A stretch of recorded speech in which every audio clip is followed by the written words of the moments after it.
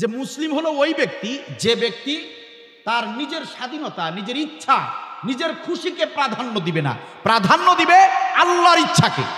আল্লাহ যেটা চান সেটা করবে, আল্লাহ যেটা চান না সেটা ওই ব্যক্তি করবে না, তাহলেই সে ওটা মুসলিম। সুবহানাল্লাহ। আমি বুঝাতে পারি নাই, বুঝাতে পেরেছি? মনে করেন আমাদের অনেকের মনে ইচ্ছা জাগে শর্টকাটে বড় লোক হয়ে যায়, এমন ইচ্ছা অনেকের আছে না নাই? ইচ্ছা তো করে সুদ ঘুষ খেয়ে দুর্নীতি করে তাড়াতাড়ি বড় লোক হয়ে যায়। বড় লোক হওয়ার স্বপ্ন বলেন কার নাই? তাহলে আমার ইচ্ছা হলো যে আমি বড় লোক হয়ে যাব, তাতে যদি দুর্নীতি করা লাগে করব, সুদী ব্যবসা যদি করা লাগে সুদ খাবো। এরকম ইচ্ছা চলে আসলো মনের ভিতরে। সঙ্গে সঙ্গে আমাকে ভাবতে হবে সুদ খাবো যে, ঘুষ যে খাবো, দুর্নীতি যে করব, এই সুদ যদি খাই, ঘুষ যদি খাই, দুর্নীতি করে যদি আমি বড় লোক হয়ে যাই, তাতে আল্লাহ খুশি হবে না বেজার হবে? তাহলে বোঝা গেল আমার ইচ্ছা বলে, আমার মন বলে সুদ খা, আমার মন বলে তাড়াতাড়ি বড় লোক হয়ে যা, আমার মন বলে দুর্নীতি কর। কিন্তু আল্লাহ বলেন না না না, সুদ খাওয়া যাবে না, ঘুষ খাওয়া যাবে না। যখন আমার মনের ভিতরে এই টেন্ডেন্সি চলে আসবে, আমার ইচ্ছা যাই বলুক না কেন, আমার মন যাই বলুক না কেন, আল্লাহ যেহেতু সুদকে হারাম করেছেন, আল্লাহ যেহেতু দুর্নীতিকে হারাম করেছেন, না না না, আমি আমার মনের কথা শুনবো না, আমি আল্লাহর কথা মতো সুদ থেকে দূরে থাকবো, দুর্নীতি থেকে দূরে থাকবো। তাতে যদি গরিবানা হালে জীবনটা কাটাতে হয় কাটাবো, কিন্তু আল্লাহর কথার বাইরে আমি যাব না। এভাবে যদি সবাই সিদ্ধান্ত নিতে পারেন, মুফাসসির বলেন, তাহলে আপনারা মুসলিম হতে পারবেন। চিৎকার দিয়ে বলেন সুবহানাল্লাহ। কথা কি বোঝা যায়? মন তো চায় জিনা করি, জিনা করলে অনেক মজা, কিন্তু না, আমাকে জিনা করা যাবে না। কেন যাবে না? আল্লাহ চায় না। আমি তো আমার এই জীবনটাকে আল্লাহর কাছে সঁপে দিয়েছি, আমার নিজের কোনো ইচ্ছার দাম দেওয়া যাবে না, আমার নিজের স্বাধীনতার কোনো দাম দেওয়া যাবে না, দাম দিতে হবে আল্লাহর কথার। ঠিক কিনা বল? তাহলে হতে পারবেন মুসলিম। তাহলে কি হতে পারবেন? মুসলিম। সম্মানিত ভাইয়েরা আমার, এই মুসলিমের ব্যাখ্যা যদি আরো সুন্দরভাবে বুঝতে চান, তাহলে আমাদের জাতির পিতার দিকে তাকান। হযরত ইব্রাহিম আলাইহিস সালাতু ওয়াস সালাম, জাতির পিতা হযরত ইব্রাহিম আলাইহিস সালাম, তার উপর আল্লাহ রাব্বুল আলামিন পরীক্ষার পর পরীক্ষা দিয়েছেন। ঠিক কিনা বলেন? সম্মানিত ভাইয়েরা আমার, এমনিতে ইব্রাহিম আলাইহিস সালাম জাতির পিতা হন নাই। জাতির পিতা এমনিতেই হওয়া যায় না রে ভাই। এত মাগনা জাতির পিতা হওয়া, সম্মানিত ভাইয়েরা আমার, এত সস্তা জিনিস না। জাতির পিতা হতে গেলে পরীক্ষার পর পরীক্ষায় অংশগ্রহণ করা লাগে। ঠিক কিনা বলে? আল্লাহ রাব্বুল আলামিন বলেন, মিল্লাত আবিকুম ইব্রাহিম হুয়া সাম্মাকুমুল মুসলিমিন। আল্লাহু আকবার। আল্লাহ রাব্বুল আলামিন বলেন, তোমাদের মিল্লাতের নাম দিয়েছি মুসলিম, এই জাতির নাম দেওয়া হয়েছে মুসলিম। আর এই মুসলিম জাতির পিতার নাম হলো হযরত ইব্রাহিম। সুবহানাল্লাহ বলেন। একটু আওয়াজ দিয়ে বলেন, আমাদের জাতির পিতাকে? আরো কেউ আছে নাকি? কথা বলেন, আছে নাকি? আমাদের জাতির পিতা হচ্ছেন হযরত ইব্রাহিম আলাইহিস সালাম। সম্মানিত ভাইয়েরা আমার, এই কুরআনুল কারীমে যদি আল্লাহ রাব্বুল আলামিন নাম ধরে যদি জাতির পিতার এই আয়াতটা যদি নাজিল না করতেন, ভালো করে মনোযোগ দেন আমার ভাইয়েরা, ইব্রাহিম নবীকে উল্লেখ করে এই আয়াতটা যদি আল্লাহ তাআলা নাজিল না করতেন, যে তোমাদের নাম দেওয়া হয়েছে মুসলিম আর তোমাদের জাতির পিতার নাম ইব্রাহিম, এই আয়াতটা যদি কোরআনে না থাকতো, তাহলে 5টা 10টা গন্ডায় গন্ডায় আমরা জাতির পিতা বানাতে পারতাম। কথা বলেন না কেন? আমরা গন্ডায় গন্ডায় অনেককে আমরা জাতির পিতা বানাতে পারতাম। কিন্তু কুরআনুল কারীমে যখনই একজনকে নির্দিষ্ট করে জাতির পিতা বানিয়ে দেওয়া হয়েছে, সুতরাং কোন মুসলিমের জাতির পিতা দ্বিতীয় কেউ হতে পারে না। ঠিক কিনা বলেন? জাতির পিতা শুধু একজনই হবে। যে মুসলিম, তার জাতির পিতা শুধু ইব্রাহিম আলাইহিস সালাম হবে, তার জন্য আর কেউ জাতির পিতা হতে পারে না। যদি কোনো মুসলমানের বাচ্চা অন্য কাউকে জাতির পিতা হিসেবে গ্রহণ করে, আল্লাহর কোরআন হাতে নিয়ে বলছি, আল্লাহ নামের কসম করে বলছি, আল্লাহি, যদি ইব্রাহিম আলাইহিস সালামকে ছাড়া অন্য কাউকে কেউ জাতির পিতা হিসেবে গ্রহণ করে, বুঝতে হবে ওটা মুসলিম নয়, মুসলিম নয়, মুসলিমের সন্তান নয়, ওটা অবৈধ জারজ সন্তান ছাড়া আর কেউ হতে পারে না। কথা কি আমার নাকি আল্লাহর? এত সস্তা জিনিস নয়। আল্লাহ রাব্বুল আলামিন বললেন, ইব্রাহিম রে, ও হযরতে ইব্রাহিম, তুমি সত্যিকারের মুসলিম কিনা আমি পরীক্ষা নেব। তুমি তোমার সমস্ত কিছু আমি আল্লাহর কাছে সমর্পণ করতে পেরেছো কিনা, তোমার সবকিছু আমার কাছে সমর্পণ করতে পেরেছো কিনা, এটার আমি পরীক্ষা নেব। ও হযরত ইব্রাহিম, সবচেয়ে বেশি যাকে ভালোবাসো, যাকে সব সময় গলা ধরে থাকো, সব সময় আদর করো, সবচেয়ে তোমার প্রাণের চেয়ে প্রিয় বেশি, সবচেয়ে ভালোবাসার মানুষ ইসমাইলকে কোরবানি করো আমার খুশির জন্য। সুবহানাল্লাহ বলেন।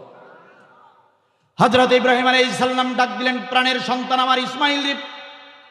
ইসমাইলের কাছে এসে হযরত ইব্রাহিম বললেন, ইসমাইল রে, প্রাণের কলিজার টুকরা সন্তান আমার, শোনো, ও আমার সন্তান রে, আল্লাহ রাব্বুল আলামিন নির্দেশ দিয়েছেন তোমাকে কোরবানি করতে হবে। ও হযরত ইসমাইল, তোমার বক্তব্য কি বলো? হযরত ইসমাইল আলাইহিস সালাম বললেন, ও প্রাণের আব্বাজান, ও আমার আব্বাজান, আল্লাহ যদি চান আমাকে কোরবান করার নির্দেশ যদি আল্লাহ দিয়ে থাকেন তাহলে আমার আপত্তি নাই। হযরত ইব্রাহিম আলাইহিস সালাম বলেন, প্রাণের সন্তান রে, মন খারাপ করো না রে ইসমাইল, মন খারাপ করছো নাকি? আমি ইব্রাহিম, আমার মন তো চায় তুমি বেঁচে থাকো। কোনো বাবাই তো তার সন্তানকে জবাই করতে পারে না, বরং বাবারা সন্তানদের জন্য নিজের জীবন কোরবান করে দিতে পারে, ঠিক কিনা বলেন? যদি ডাকাত, ছিনতাইকারী, সন্ত্রাস বাহিনী যদি কারো সন্তানের উপর আক্রমণ করে, পিতা কি করে? পিতা ওই ডাকাতের সামনে গিয়ে দাঁড়িয়ে বলে, ও ডাকাতের সর্দার, আমার ছেলেটাকে মেরো না, আমাকে মেরে ফেলো, কিন্তু আমার ছেলেটাকে ছেড়ে দাও, ঠিক কিনা বলো? আমাকে মেরে ফেলো কিন্তু সন্তানটাকে মেরো না। তার মানে হলো প্রত্যেক বাবা সন্তানের জন্য জীবন দিতে পারে, কিন্তু সন্তানকে কখনো হত্যা করতে পারে না, জবাই করতে পারে না। ও হযরত ইসমাইল, এই ইব্রাহিম, বাবার মন তো চায় যে তুমি জীবিত থাকো, বেঁচে থাকো, কিন্তু ইসমাইল রে, আমি যে মুসলিম, আমি যে আত্মসমর্পণকারী, আমার নিজের ইচ্ছা বলতে কিছু নাই, স্বাধীনতা বলতে কিছু নাই। আমার ইচ্ছা চায়, আমার মনটা চায় তুমি বেঁচে থাকো, মনটা চায় তোমাকে জবাই না করে বাঁচিয়ে রাখি, কিন্তু না না না, আমি যে মুসলিম হয়েছি, আমি যে আল্লাহর কাছে আত্মসমর্পণকারী, সে তো আমার নিজের কোনো ইচ্ছা থাকতে নাই, স্বাধীনতা থাকতে নাই। আল্লাহ যেহেতু চেয়েছেন তোমাকে কুরবানি করা, আমি তোমাকে কুরবানি করে দিতে চাই। ও হযরত ইসমাইল, তোমার বক্তব্য কি? ইসমাইল আলাইহিস সালাম রাখতে বলেন, প্রাণের আব্বাজান, ও হযরত ইব্রাহিম, আপনি যেমন মুসলিম আল্লাহ রাব্বুল আলামিনের কাছে সমর্পণ করেছেন, আমিও তেমনই একজন মুসলিম। আমি তোমার সন্তান ইসমাইল, আমিও মুসলিম। তুমি যেমন তোমার ইচ্ছা, তোমার স্বাধীনতা কোরবানি করে আল্লাহর কাছে সমর্পণ করেছো, তেমনি ভাবে আমি ইসমাইল, আমারও নিজস্ব কোনো ইচ্ছা নাই, আমিও মুসলিম, আমিও আল্লাহর কাছে আত্মসমর্পণকারী। সেই আল্লাহ যদি আমার রক্ত দেখতে চান তাহলে দেরি করবেন না। ও আমার প্রাণের আব্বাজান, দেরি করার কোনো কারণ নাই, আমাকে শুইয়ে দেন, আমাকে শুইয়ে দিয়ে জবে করে দেন। সাতাজিদুনি ইনশাআল্লাহু মিনাস সাবিরিন। প্রাণের আব্বাজান, দেরি করছেন কেন? প্রাণের আব্বাজান, দেরি করছেন কেন? আমাকে আপনি ধৈর্যশীলদের অন্তর্ভুক্ত পাবেন, আমাকে আপনি ধৈর্যশীলদের অন্তর্ভুক্ত পাবেন। তার মানে হলো আমি নড়াচড়া করব না, আমি আপত্তি করব না, আমি সুন্দর করে বিনয়ের সঙ্গে শুয়ে থাকব, একটু নড়াচড়া করব না। আপনি আমাকে কোরবানি করে দেন, আমি স্বেচ্ছায় আল্লাহর খুশির জন্য কোরবানি হয়ে যাব। চিল্লায় বলেন সুবহানাল্লাহ। রাজশাহী জেলার মুসলমানেরা কান খুলে শুনে নেন, তাহলে মুসলিম শব্দের ব্যাখ্যা কি পেলাম?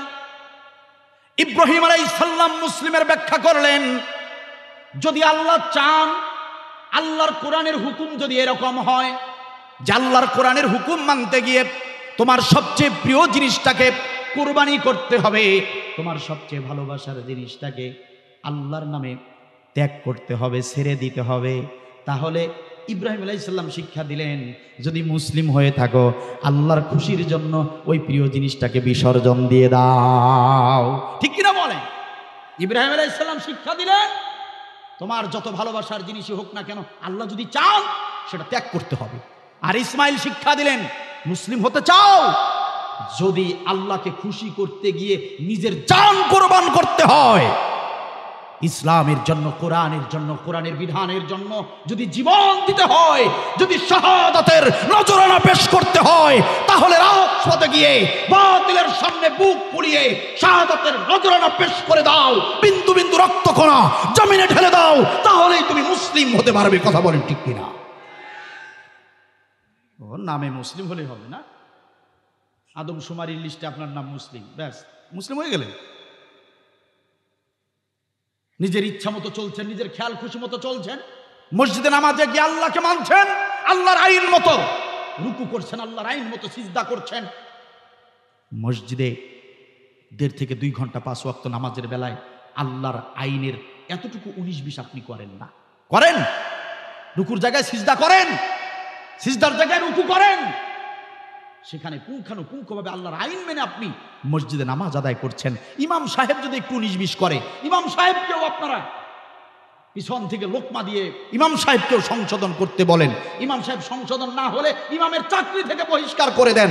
এত সেনসিটিভ, এত সিরিয়াস আপনি মসজিদের ভিতরে আল্লাহর আইন সম্পর্কে, অথচ মসজিদ থেকে বের হয়ে আপনার সামনে কত অন্যায় হচ্ছে, আল্লাহর আইনের বিরুদ্ধাচারণ করা হচ্ছে, আপনি নিজেও জুলুম করছেন, আপনি জালিমদেরকে সহযোগিতা করছেন, সেই সময় আপনি আল্লাহর আইনকে তোয়াক্কা করছেন না, তখন আপনি আপনার ইচ্ছা মতো নিজের জীবন পরিচালনা করছেন।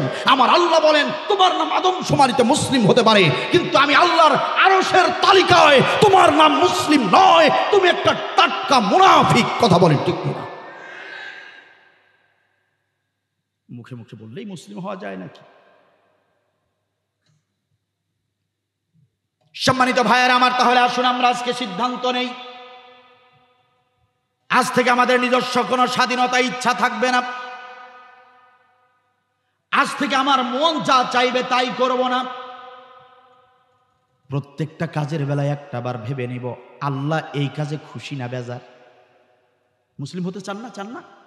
কথা বলেন না কেন? মুসলিম হতে চান না? তাহলে প্রত্যেকটা কাজ করার আগে একটা বার ভেবে নিব, এই কাজে আল্লাহ খুশি হবে না বেজার হবে? যদি আল্লাহ খুশি হন ওই কাজটা করব, যদি আল্লাহ বেজার হন ওই কাজটা আমি করব না, তাহলেই মুসলিম হতে পারবো। ঠিক না বল? 2 নম্বরে, আজ থেকে আমরা যারা মুসলিম, আমরা সবাই ভাই ভাই হয়ে যাব। কি হয়ে যাব? ইন্নামাল মুমিনুনা ইখওয়া। আমরা ভাই হয়ে যাব। কি হয়ে যাব? ভাই হয়ে যাব। এক মুমিন, এক মুসলিম ভাই আমার বিপদে পড়লে আমরা তার সাথে, তার পাশে দাঁড়াবো। রাজি আছেন?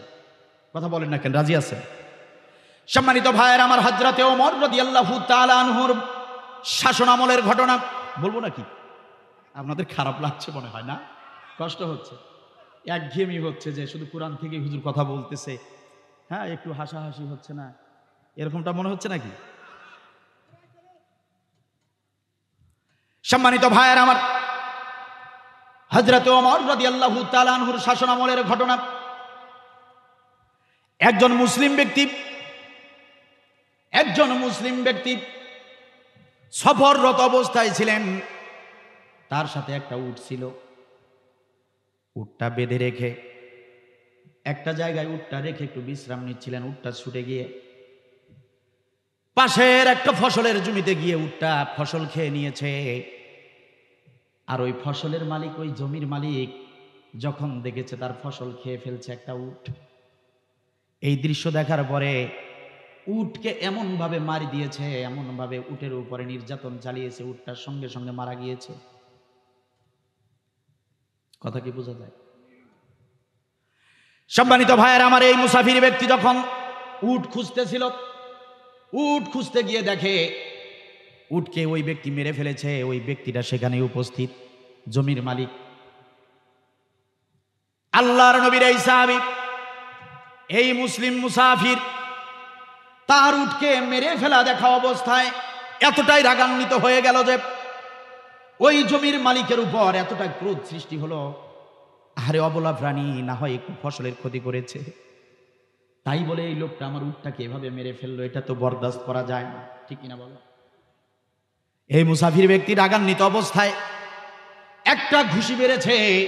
সে বুঝতে পারে নাই একটা ঘুষিতেই ওই ব্যক্তি মারা যাবে, এটা বুঝতে পারে নাই।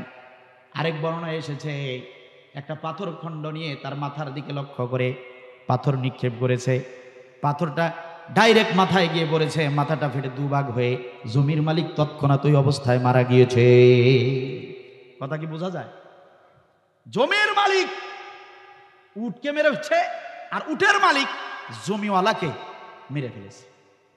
দুইটাই অনাকাঙ্ক্ষিত ঘটনা। এবার জমির মালিকের ছেলে ছিল কয়েকজন, তারা দৌড়ে এসে দেখলো এই অবস্থা, তাদের বাবাকে মেরে ফেলেছে এই মুসাফির ব্যক্তি। এই জমির মালিকের ছেলে পেলে এরা এই লোকটাকে ধরে ফেলেছে, মুসাফির লোকটাকে, উটের মালিককে ধরে হযরতে ওমরের আদালতে এনে হাজির করেছে। আমিরুল মুমিনিন খলিফাতুল মুসলিমিন, আমার আব্বাকে এই ব্যক্তি মেরে ফেলেছে, আমরা এর বিচার চাই। বিচার কি? কিসাস, হত্যার বদলে হত্যা। হযরতে ওমর রাদিয়াল্লাহু তাআলা আনহু বললেন, ও মুসাফির ব্যক্তি, সত্যিই তুমি তাদের বাবাকে হত্যা করেছো নাকি? মুসাফির ব্যক্তি ডাকতে বলেন, আমিরুল মুমিনিন খলিফাতুল মুসলিমিন, আসলে আমি হত্যা করতে চাই নাই।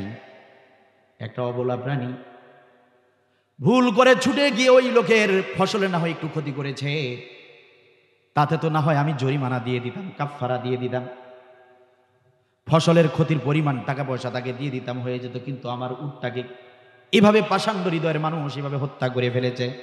আমি রাগ সামলাতে না পেরে আমি পাথর দিয়ে তাকে একটা নিক্ষেপ করেছিলাম, ঢিল দিয়েছিলাম, পাথরটি ঢিল দিয়েছিলাম তার গায়ে, কিন্তু তার মাথায় পড়েছে, মাথায় পড়ে সঙ্গে সঙ্গে মাথাটা ফেটে মারা গিয়েছে।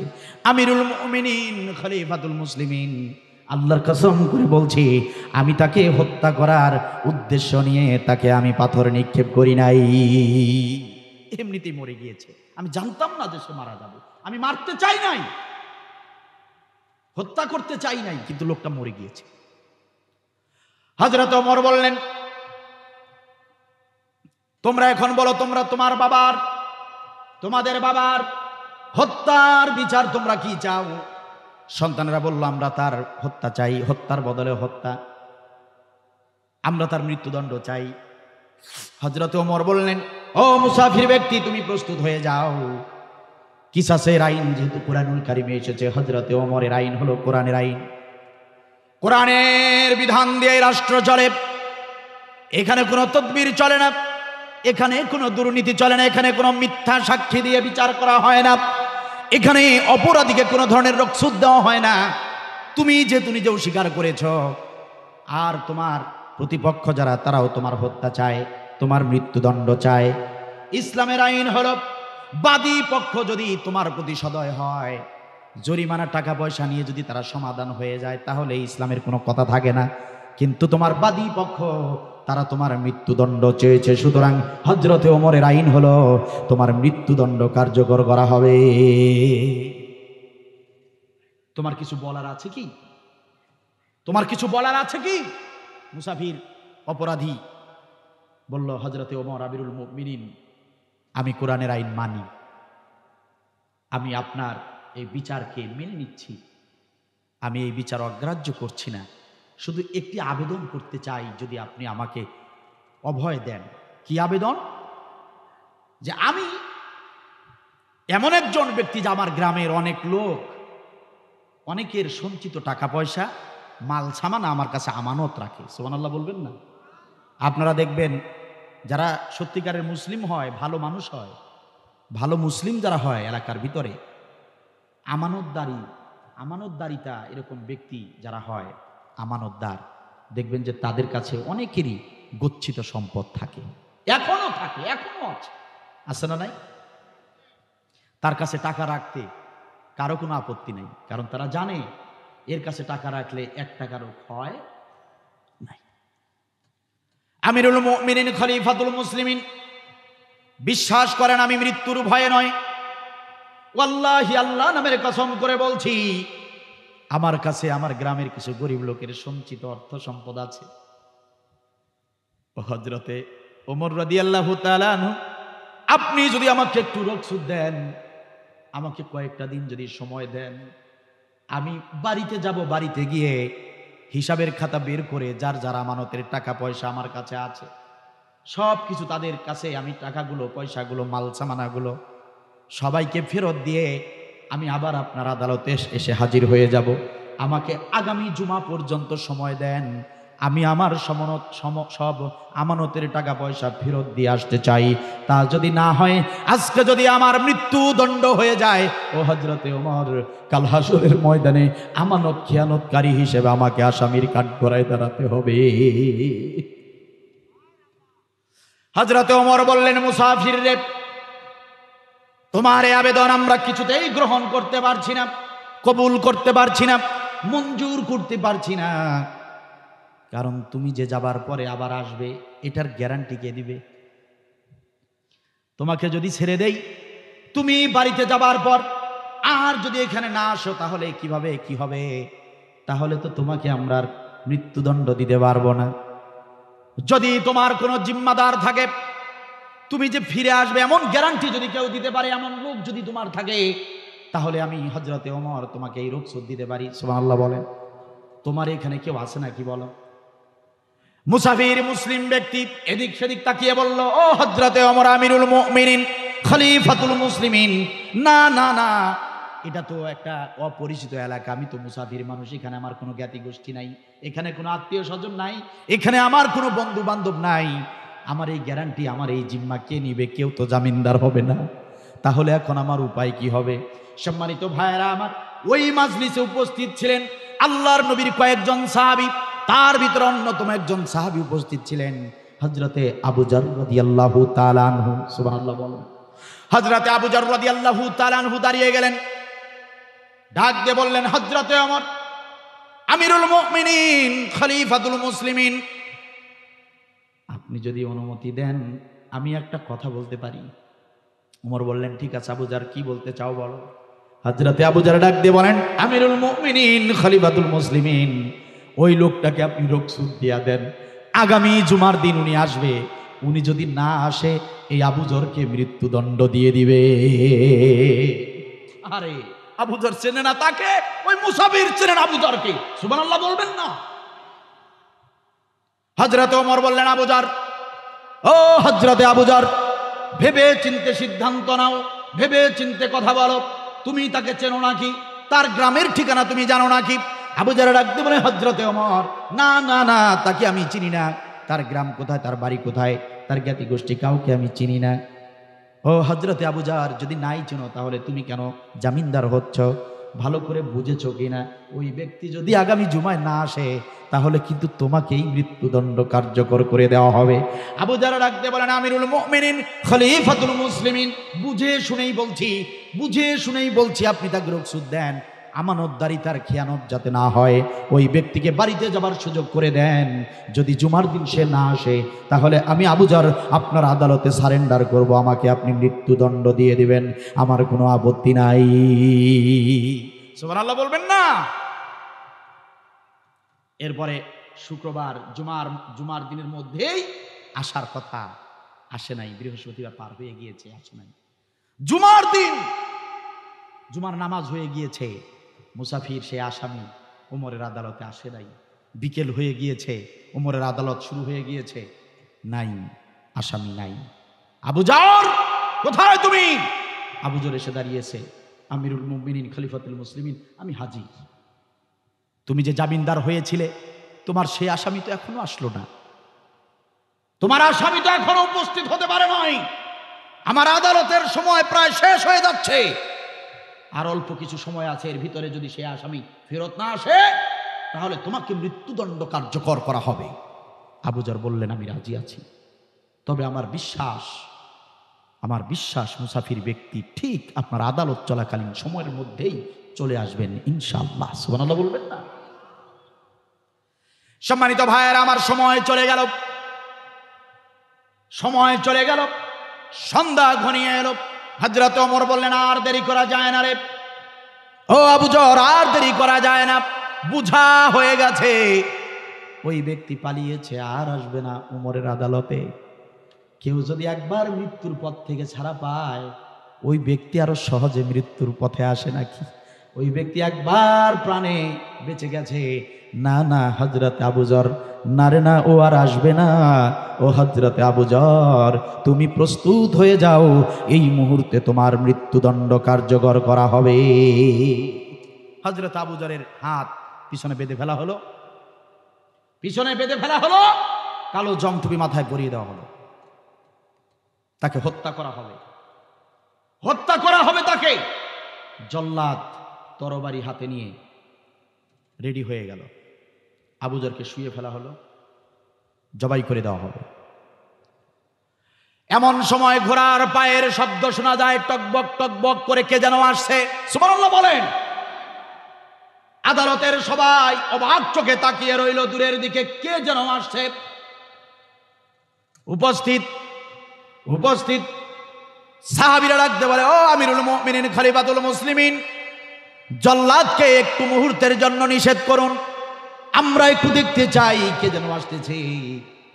না জানি ওই আসামি আসতেছে, তাহলে মিশামিশি আবু যরের মতো নিষ্পাপ মানুষটাকে কেন কতল করা হবে? হযরতে আমিরুল মুমিনিন হযরতে ওমর ডাকতে বললেন, জল্লাদরে দাঁড়াও, দেখি কে আসছে। টকবক টকবক করে ঘোড়া দৌড়িয়ে উপস্থিত হয়ে গিয়েছে সেই দিনের সেই মুসাফির। সুবহানাল্লাহ বলে। সম্মানিত ভাইয়েরা, মুসলিম কারে বলে? এই কথাটা বোঝানোর জন্য, ভ্রাতৃত্ব বোধ কারে বলে? মুসলিম হতে গেলে যে আমাদের সবাইকে ভাই হয়ে যেতে হবে, আমাদের সবাইকে ভাইয়ের মতো আচরণ করতে হবে, সেটা বোঝানোর জন্য এই ঘটনাটা আপনাদেরকে শোনাচ্ছি আমার ভাইয়েরা। এই আসামি ছুটে এসেছে ওমরের দরবারে, এসে বলেছেন, আমিরুল মুমিনিন খলিফাতুল মুসলিমিন, আমি বুঝে ফেলেছি আপনারা আমার প্রতি খারাপ ধারণা পোষণ করেছেন। ইতিমধ্যেই আপনারা হয়তোবা বলেছেন আমি মৃত্যুর ভয়ে বুঝি আর আসবো না, এটাই আপনারা ভেবেছেন, কারণ নির্দিষ্ট সময়ের অনেক পরে আমি এসেছি। আমিরুল মুমিনিন খলিফাতুল মুসলিমিন, প্রাণের ভয়ে দেরি হয় নাই, প্রাণের ভয়ে দেরি হয় নাই গো আমিরুল মুমিনিন। আমার ঘোড়াটা প্রতিমধ্যে অসুস্থ হয়ে পড়েছিল, যে কারণে আমি সঠিক সময়ে আপনার আদালতে পৌঁছতে পারি নাই, এজন্য আমার দেরি হয়ে গিয়েছে। ওই যে হযরত আবু যরের হাত পা বেঁধে দেওয়া হয়েছে, মেহেরবানি করে তার হাত পা খুলে দেন, আমি আসামি হাজির হয়ে গিয়েছি। এবার আপনার কোরআনের আদালতে কোরআনের আইন কার্যকর করে। সুবহানাল্লাহ, আসতে হবে। হযরত ওমর ডাকতে বলে, অবাক হয়ে গেলাম, হযরত ওমরের আদালতে এমন কোন ঘটনা আজ পর্যন্ত ঘটে নাই রে। অবাক করা ঘটনা দেখিয়ে দিয়েছো মুসাফির, ও মুসাফির, অবাক করা ঘটনা ঘটে গেল। সম্মানিত ভাইয়ের আমার, হযরতে ওমর আবু যরের হাত পা সবকিছু খুলে দিলেন, ডাকতে বলেন, হযরতে আবু যর, একটা প্রশ্ন করতে চাই তোমাকে। ওই লোকটাকে তুমি চেনো না, জানো না? ওই লোকটার ঠিকানা তুমি জানো না? ওই লোকটার প্রতি তুমি কেন জামিনদার হয়ে গেলে? কোন কারণে একটু বলো দেখি। একটু আগেই তো তোমাকে মৃত্যুদণ্ড কার্যকর করার সময় হয়ে গিয়েছিল, কার্যকর করা হচ্ছিল। আল্লাহ না করুক যদি ঠিক সময় না আসতো, তাহলে তো তোমাকে এতক্ষণ হত্যা করে ফেলা হতো। এত রিস্ক তুমি কেন নিয়েছো? কেন তার জামিনদার হয়েছিল একটু বলো দেখি। আবু যর রাদিয়াল্লাহু তাআলা আনহু বললেন, ও হযরতে ওমর, আমিরুল মুমিনিন খলিফাতুল মুসলিমিন, যখন আমি জানতে পারলাম এই ব্যক্তি মুসলিম, তখনই তো বোঝা হয়ে গেল সে তো আমার ভাই।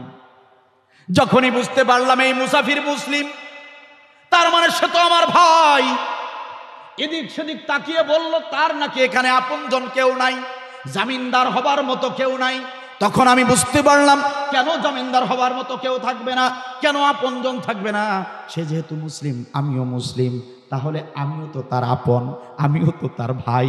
আমি যদি মুসলিম হই, সেও যদি মুসলিম হয়, সে জামিনদার খুঁজতেছে, পাচ্ছে না। আমি ভাই হিসেবে, যেহেতু মুসলিম অপর মুসলিমের ভাই, সেহেতু তার ভাই হিসেবে আমি মুসলিম হিসেবে দায়িত্ব পালন করেছি, তার ভাই হিসেবে তার জামিনদারের দায়িত্বটা আমি নিয়েছিলাম। চিল্লায় বলেন সুবহানাল্লাহ। হযরতে ওমর বললেন, ও আমার আসামি মুসাফির, ও মুসাফির, তুমি তো ভালো করেই জানো এখানে আসলেই তোমাকে মৃত্যুদণ্ড দেওয়া হবে। এটা জানার পরেও তুমি কেন বাড়িতে যাবার পরে পালিয়ে যেতে পারতে? কিন্তু তুমি পালিয়ে না গিয়ে তুমি আবার কেন এখানে আদালতে আসলে? তুমি তো না আসলেও তোমাকে ধরার কোনো কায়দা ছিল না, আমরা তোমাকে চিনি না। তুমি কোন সেন্সে, কোন কারণে তুমি স্বেচ্ছায় নিজের জীবনটা বিসর্জন দেবার জন্য এই জুমার বারে আবার তুমি চলে এসেছো। কি কারণে এসেছো? মুসাফির মুসলমান ডাক দিয়ে বলে, ও আমিরুল মুমিনিন, খলিফাতুল মুসলিমিন, আমি এসেছি ওই আমার মুসলিম ভাই আবু জরের কারণে। সুবহানাল্লাহ বলে। আমি ভাবলাম, আহারে, আমার যেখানে কেউ নাই সেখানে আমার এক মুসলিম ভাই আমার জামিনদার হয়েছে। কতটা বিশ্বাসের কারণে, কতটা বিশ্বাসের শক্তিতে সে আমার জামিনদার হয়েছে। আমি যদি আজকে না আসি, আমি যদি আজকে না আসতাম, আমি যদি আজকে এই আদালতে না আসতাম, তাহলে কিয়ামত পর্যন্ত ইতিহাস হয়ে থাকতো, ইতিহাস হয়ে থাকতো যে মুসলিমরা বেঈমান হয়। নাউজুবিল্লাহ বল। তাহলে সবাই বলতো এক মুসলিম তার ভাইয়ের সঙ্গে বেঈমানি করেছে, নিজে মৃত্যুর ভয়ে পালিয়ে নির্দোষ এক মুসলিম ভাইকে মৃত্যুদণ্ড দিয়ে দিয়েছে। ইতিহাস হয়ে যেত, ইতিহাসে এক কালো অধ্যায় রচিত হয়ে যেত। এজন্য আমিও ওই আবু যর যে আমার ভাইয়ের মতো দায়িত্ব পালন করেছে, আমি মুসলিম হিসেবে আমিও তার প্রতি দায়িত্ব পালন করতে গিয়ে আমি স্বেচ্ছায় আপনার দরবারে এসেছি। ও যেমন মুসলিম ভাই হিসেবে জামিনদার হয়েছিল, আমিও তার মুসলিম ভাই হিসেবে তার জামিনদারের সম্মান রক্ষা করতে আপনার আদালতে চলে এসেছি। উপস্থিত জনগণ চোখের পানি ফেলা শুরু করেছে। বলে কি, এরাই তো প্রকৃত মুসলিম। বাদী পক্ষের যে লোককে হত্যা করা হয়েছে, যারা বাদী, যারা মামলা করেছে, ওই ছেলেরা, ওই জমির মালিকের ছেলেরা, যারা মৃত্যুদণ্ড চেয়েছে আসামির, তারা চোখের পানি ফেলে দিয়ে ডাক দিয়ে বলে, হযরতে ওমর, হযরতে ওমর, আমিরুল মুমিনিন, এক মুসাফির ব্যক্তিকে না চিনে, না জেনে, ঠিকানা না জেনে, শুধু মুসলিম ভাই, মুসলিম, মুসলিমের পরিচয়, রক্তের সম্পর্ক নাই, শুধু মুসলিম হবার কারণে যদি আবু যর এত বড় রিস্ক নিয়ে মৃত্যুদণ্ড কার্যকরের জন্য প্রস্তুত হতে পারে, আর ওই মুসাফির যদি এই মুসলিম সম্পর্ক টিকিয়ে রাখার জন্য আবারও বাড়ি থেকে আবার এসে যদি মৃত্যুদণ্ড কার্যকরের জন্য চলে আসতে পারে, তাহলে আমিও তো মুসলিম, আমরা যারা মামলা করেছি আমরাও তো মুসলিম, তাহলে আমরা কেন পারবো না ওই মুসলিম ভাইকে মাফ করে দিতে? তাহলে আমরা কেন পারবো না? আমিরুল মুমিনিন, খলিফাতুল মুসলিমিন, না না না, আমাদের আর কোনো অভিযোগ নাই, আর কোনো মামলা নাই, আমরা আমাদের এই মুসাফির ভাইকে ক্ষমা করে দিলাম। রাজশাহী জেলার মুসলমানেরা, তাহলে মুসলিম হলে ওই রকম মুসলিম আমাদেরকে হতে হবে। কোন ধরনের ফেরকা ফতোয়াবাজি করে আর আমরা পৃথক হব না। সিদ্ধান্ত নেওয়া যায় কি যায় না? বলেন না কেন? সিদ্ধান্ত নেওয়া যায় কি যায় না? আমরা মুসলিম, রক্তের সম্পর্ক না থাকতে পারে, কিন্তু আমরা যারা মুসলিম, রক্তের সম্পর্কর চেয়েও আমাদের এই সম্পর্ক মজবুত। কথা বলেন ঠিক কিনা? আল্লাহ বলেন মুসলিম হও, এটা 1 নম্বর আমল। খারাপ লাগছে আপনাদের, কষ্ট হচ্ছে, বুঝতে পারছি, শেষ করে দেব, মনোযোগ দিয়ে দেব।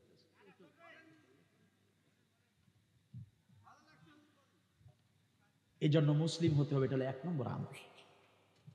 মুসলিম হতে হবে, নিজের ইচ্ছা, নিজের স্বাধীনতা নয়, আল্লাহর খুশির জন্য প্রয়োজনে জীবন কোরবান করতে হবে।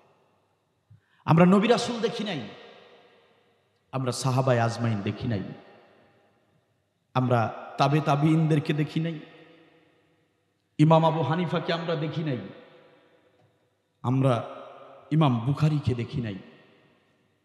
আমাদের বাংলার জমিনে, সিলেটের জমিনে একজন এসেছিলেন, হযরতে শাহজালাল, ইসলামের বীর সৈনিক, তাকেও আমরা দেখি নাই।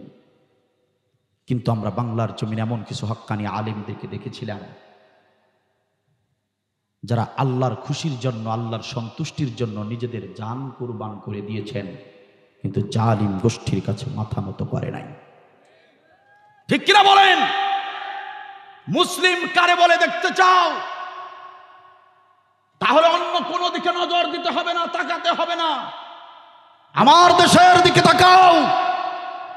যারা দেশের কথা বলেছে, দেশের মানুষের কথা বলেছে, যারা কোরআনের কথা বলেছে, কোরআনের রাজনীতির কথা বলেছে, যারা দিন কায়েমের কথা বলেছে, যারা কোরআনের রাজ কায়েমের কথা বলেছে, যারা ইকামাতে দ্বীনের কথা বলেছে, যারা জনগণের কল্যাণের কথা বলেছে, যারা যারা দেশের কাজ করতে গিয়ে বাজেটের টাকা দিয়ে কাজ শেষে অবশিষ্ট টাকা মন্ত্রণালয়ে জমা দিয়েছে, 1 টাকার দুর্নীতি যারা করে নয়, এমন হক্কানি আলেম আমার এই বাংলার জমিনে তাদেরকে মিথ্যা তহমত দিয়া, তাদেরকে মিথ্যা সাক্ষ্য দিয়া প্রহসনের বিচারের মাধ্যমে তাদেরকে ফাঁসির কষ্টে ঝুলিয়ে দেওয়া হয়েছে।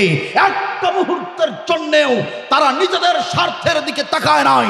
তারা যদি চাইতো আপোষ করে জেল থেকে বেরিয়ে নাতি নাতনির সঙ্গে হাসি তামাশা করে জীবন পাড়ি দিতে পারত, কিন্তু তারা সেটা করে নাই। বাতিলের সামনে মাথা নত করে নাই।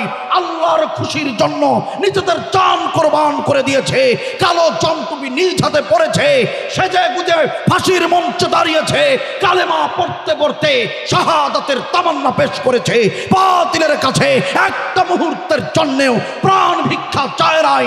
এরাই প্রকৃত মুসলিম, এরাই সত্যিকারের মুসলিম। কথা বলেন ঠিক কিনা? মুসলিম হতে চাও? আল্লাহর খুশির জন্য সব করতে হবে। নিজের কোনো খুশির দাম দেওয়া যাবে না, নিজের খুশির কোনো প্রাধান্য দেওয়া যাবে না। তারাই মুসলিম, ঠিক না? সম্মানিত ভাইয়েরা, 8 থেকে 10 মিনিট কথা বলবো, খারাপ লাগবে নাকি? আমি বাকি আমলগুলো শুধু অর্থ বলে যাব। 1 মিনিটেই বাকি আমলগুলো আপনাদেরকে বলে দিব ইনশাল্লাহ। শুধু 2 নম্বর আমলটা 8 থেকে 10 মিনিট একটু কথা বলবো, খারাপ লাগবে নাকি? আল্লাহ রাব্বুল আলামিন বলেন, বান্দা বান্দি শোনো, যদি গুনাহ খাতা মাফ করিয়ে নিতে চাও, জান্নাতের মালিক যদি হতে চাও, 1 নম্বর আমল হলো তোমাদেরকে মুসলিম হতে হবে। কি হতে হবে? 2 নম্বর আমলটা হলো ওয়াল মুমিনিনা ওয়াল মুমিনাত। তোমরা যারা পুরুষ তোমাদেরকে মুমিন হতে হবে, তোমরা যারা নারী তোমাদেরকেও মুমিন হতে হবে। সুবহানাল্লাহ বলেন। তাহলে 2 নম্বর শর্ত হলো আমাদেরকে মুমিন হতে হবে। 2 নম্বর আমল হলো আমাদেরকে মুমিন হতে হবে, ঠিক কিনা বলেন? সম্মানিত ভাইয়েরা আমার, ঈমান আনলেই মুমিন।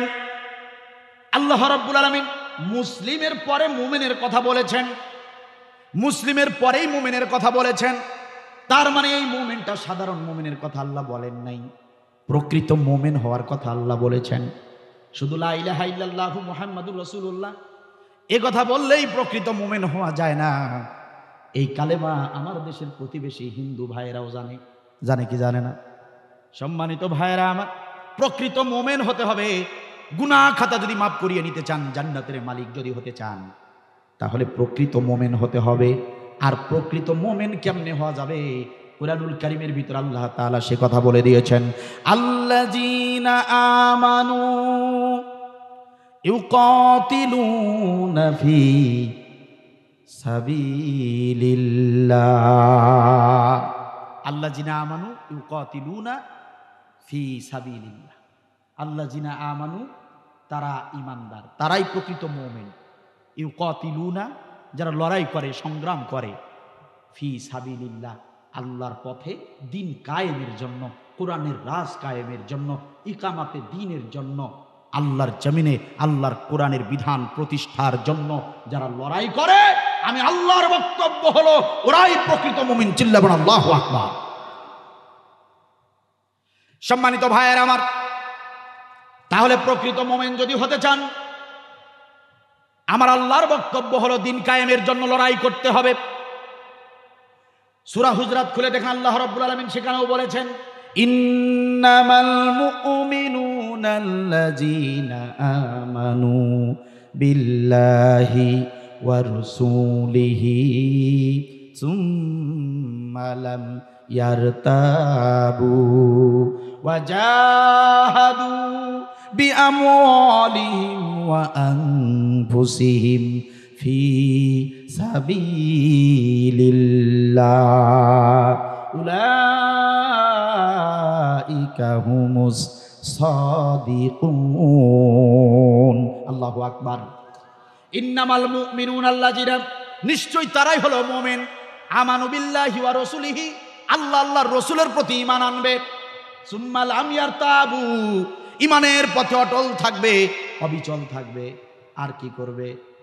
জাহাদু বিআমওয়ালিহিম আনফুসিহিম, জিহাদ করবে, দিন কায়েমের জন্য প্রচেষ্টা চালাবে। আল্লাহর পথে যারা জিহাদ করবে, উলাইকা হুমুস সাদিকুন, ওরা প্রকৃত মুমিন। শুধু নয়, ওরা প্রকৃত মুমিন, আবার ওরাই হচ্ছে সাদিকিন বান্দা।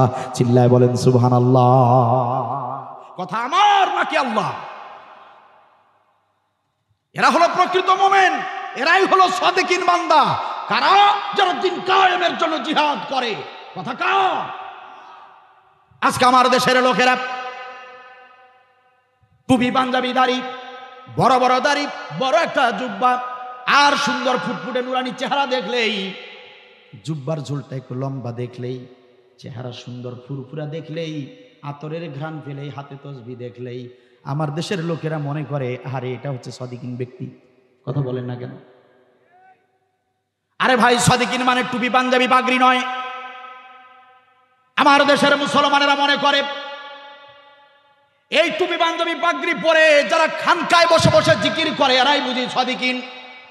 কিন্তু আমার আল্লাহর ভাষায় দেখুন, আমার আল্লাহর ভাষায় সূরা হুজরাতে এসেছে, না রে না, সাদিকিনের টুপি থাকতে নাও পারে, সাদিকিনের জুব্বা নাও থাকতে পারে, সাদিকিন বান্দার হাতে তসবি নাও থাকতে পারে, আতরের ঘ্রাণ নাও থাকতে পারে, সাদিকিন বান্দার চেহারাটা ফুরফুরা নাও হতে পারে। সাদিকিন বান্দার চেহারা তো ফুরফুরা থাকার কথা নয়। সম্মানিত ভাইয়ের আমার, আমার আল্লাহর কথা হলো সাদিকিন বান্দা হলো তারা যারা দিন কায়েমের জন্য চেষ্টা চালায়, যারা ইকামাতে দিন, যারা দিন কায়েমের জন্য ইসলামী আন্দোলন যারা করে, আল্লাহর জমিন আল্লাহর কোরআনের রাজ কায়েমের জন্য যারা চেষ্টা চালায়, আমার আল্লাহ বলেন এরাই হচ্ছে প্রকৃত মুমিন, এরাই হচ্ছে সাদিকিন। আমার এই বাংলাদেশে যারা সাদিকিন, আমার এই বাংলাদেশে যারা প্রকৃত মুমিন, তাদের চেহারার ভিতরে এরকম ফুরফুরা নুরানি চেহারা দেখতে পাবেন না। কারণ তাদের চেহারা ফুরফুরা হবার কোনো কথা নয়, কারণ তাদেরকে মাসে মাসে, বছরে বছরে জেলখানায় যেতে হয়, তাদেরকে রিমান্ডের নামে অত্যাচার করা হয়। নবীর উপরে যেমন নির্যাতন করা হয়েছিল, আজ বিশ্বের জমিনে ওই নবীর আন্দোলন যারাই করবে তাদেরকেও আঘাত করা হবে, তাদেরকেও রিমান্ডের নামে পিটানো হবে, তাদেরকেও অমানসিক নির্যাতন করা হবে, তাদেরকেও জেলের ভিতরে ঢুকানো হবে। তারা তো দেশপ্রেমের চিন্তায়, যারা ইসলামের রাজত্ব কায়েম করার চিন্তায়, তাদের চোখের নিচে কালো দাগ পড়ে যাবে, তাদের শরীরে মাইরের চিহ্ন থাকবে, কারণ তারা লিল্লাহে তাকবীর স্লোগান দিতে গিয়ে রাজপথের জমিনে পুলিশের লাঠিচার্জের শিকার হয়। তাদের শরীর তো ফুরফুরা হবার কথা নয়। যারা সাদিকিন তাদের শরীরে থাকবে মাইরের আঘাতের চিহ্ন। কথা বলেন ঠিক কিনা? অথচ আমার দেশের লোকেরা টুপি, পাঞ্জাবি, পাগড়ি, আতরের ঘ্রাণ আর তসবি হাতে দেখলেই, ফুরফুরা চেহারা দেখলেই বলে সাদিকিন ব্যক্তি। তার জুতা নিয়ে টানাটানি শুরু করে দেয়, তার পায়ে তেল মালিশ করা শুরু করে দেয়। সত্যিকারের সাদিকিন কারা? আর আমার দেশের লোক খেদমত করে কাদের? আরে ওই টকবগে যুবক, ওই যুবকটার পরনে পাঞ্জাবি না থাকতে পারে, ওই যুবকটা কোনোদিন পাজামা পরতে না পারে, জুব্বা পরতে না পারে, ওই যুবকের মুখে লম্বা লম্বা দাড়িও নাও থাকতে পারে, কিন্তু ওই যুবকটা যদি দিন কায়েমের আন্দোলনের যদি সক্রিয় কর্মী হয়, এ রাজশাহী জেলার মুসলমানেরা, আমি স্পষ্ট ভাষী আলোচক, আমি স্পষ্ট ভাষায় কথা বলি, স্পষ্ট ভাষায় কান খুলে শুনে যান। ওই যুবকের মুখে দাড়ি না থাকতে পারে, ওই যুবকের জুব্বা না থাকতে পারে, মাথায় টুপি থাকতে নাও পারে, কিন্তু সে যদি দিন কায়েমের সক্রিয় কর্মী হয়, ওয়াল্লাহি আল্লাহর কসম করে বলছি, আল্লাহর কোরআন হাতে নিয়ে বলছি, ওই যুবকটা সাদিকিন ব্যক্তি, ওই যুবকটাই হচ্ছে প্রকৃত মুমিন। কথা আমার নাকি আল্লাহ? ওই ব্যক্তি 5 ওয়াক্ত নামাজি হতে পারে, ওই ব্যক্তি 10 বারের হাজী হতে পারে। আল্লাহ রাব্বুল আলামিন বলেন, ও আমার প্রিয় বান্দা বান্দিরা শোনো, তোমরা যারা নিজেদের গুনাহ খাতা মাফ করিয়ে নিতে চাও, ওয়া আজরুন আযীমা, আর যারা তোমরা শ্রেষ্ঠ পুরস্কার পেতে চাও হাসরের ময়দানে, আমি আল্লাহ রাব্বুল আলামিন তোমাদেরকে 35 নম্বর আয়াতে কয়েকটা আমলের নির্দেশ দিলাম। আমি আল্লাহ রাব্বুল আলামিন যে আমলগুলোর কথা বলে দিলাম, এই আমলগুলো যদি করতে পারো, আমি আল্লাহ তাআলা ওয়াদা করলাম গুনাহ খাতা মাফ করে দিব, জান্নাতের মালিক বানায়া দেব। ও আমার বান্দা বান্দি শোনো, তোমাদের সেই আমলগুলো করতে হবে। কোন সেই আমল শোনো? ইন্নাল মুসলিমিনা ওয়াল মুসলিমাত,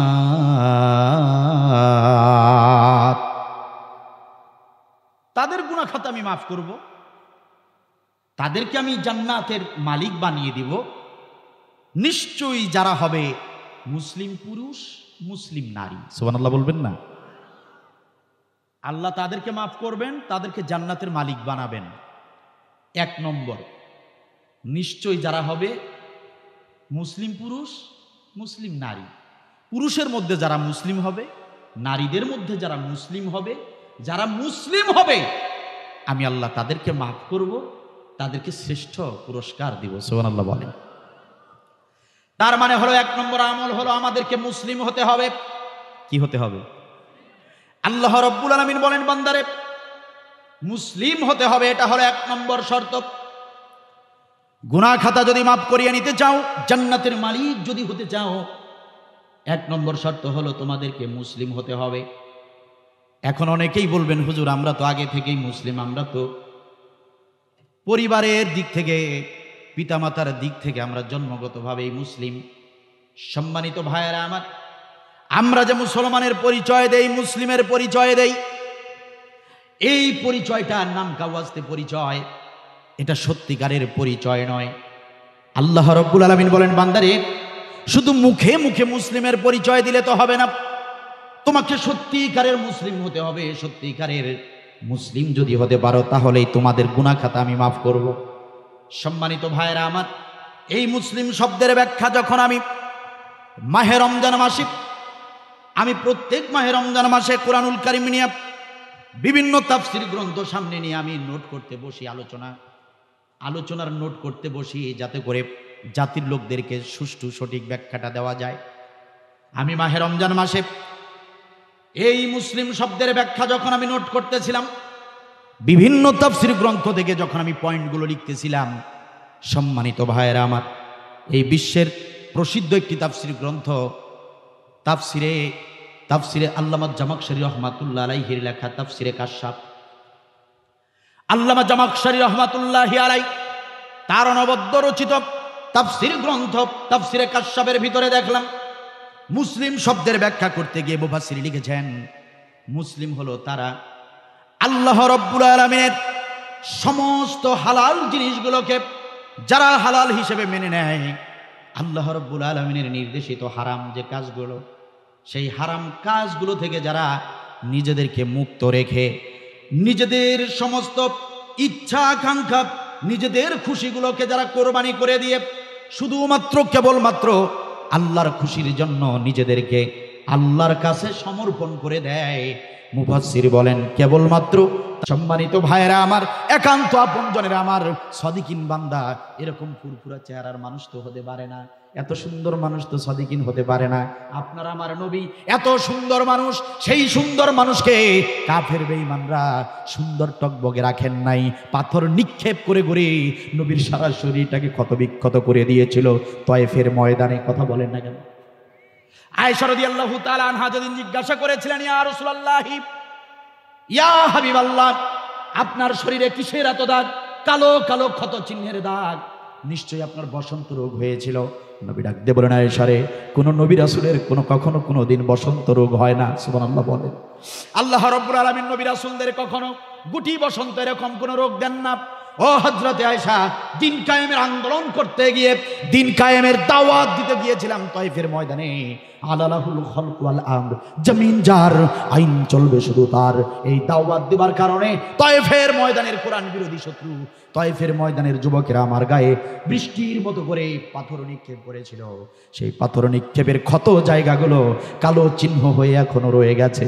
আরে আমার ভাই, একান্ত আপনজনরা বোঝার চেষ্টা করেন, আন্দোলনের বিরোধিতা যদি করে, আল্লাহর কোরআন হাতে নিয়ে বলছি, আল্লাহর নামের কসম করে বলছি, ওয়াল্লাহি ও নামাজি হতে পারে, হাজি হতে পারে, 100 বারের হাজিও হতে পারে, আল্লাহর কসম করে বলছি, আল্লাহর কাছে সে প্রকৃত মুমিন নয়। ও মুনাফিক, ও টাটকা মুনাফিক।